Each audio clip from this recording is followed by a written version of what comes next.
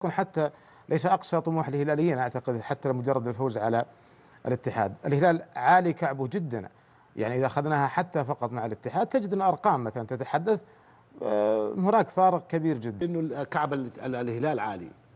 ابغى اسال ابو غيداء، كم بطوله الاتحاد حققها امام الهلال، وكم بطوله وكم مباراه اخرج فيها الاتحاد الهلال في 5 سنوات؟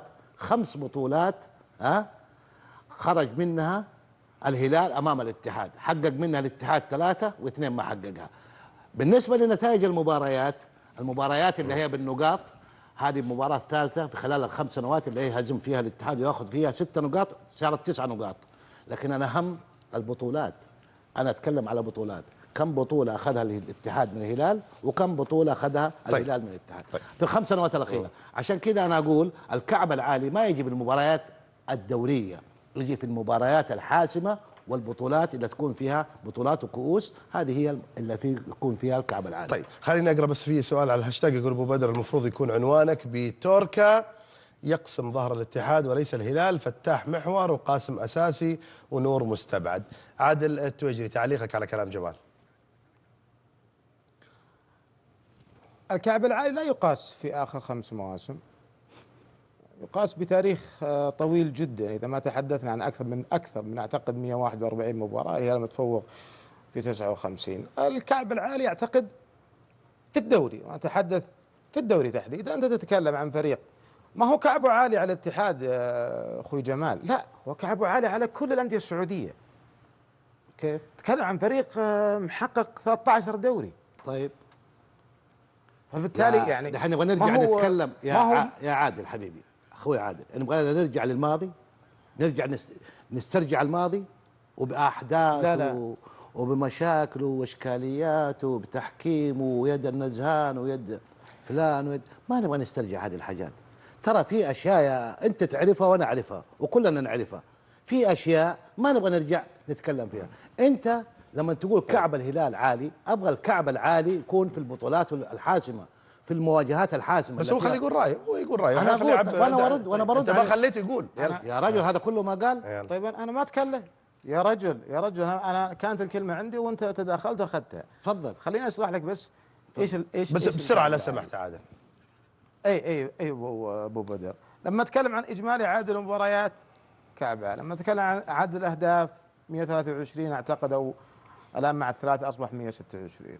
تحدث عن نتائج كبيره، يعني الهلال فقط بالخمسه، وهذا انا ما اتحدث. ليش الهلال لما انقلب 4 من الاتحاد و5 الا 5 لا 4 ما انغلب؟ لا 5 الا انغلب. طيب و5 وارد زي ال4، يعني ايش الفرق يعني هدف واحد؟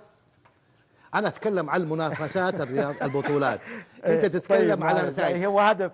شوف انا والله العظيم ما ابغى استرجع الشريط القديم. لا ابو، عشان ما ابغى احنا نتكلم عن المباراه حاليا. المباراه الانيه يستحق الهلال الفوز. نعم شوف ويستاهل الفوز. احنا ما نتكلم عن لا شك. وحتى على فكره، حتى زي ما قلت لك، حتى لو فاز الاتحاد، انا بالنسبه لي اعتقد ان الاتحاد هذا الموسم، يعني من يقول ان الاتحاد سيء يشوف وين كان الاتحاد خلال ال3 مواسم الماضيه، 5 سابع.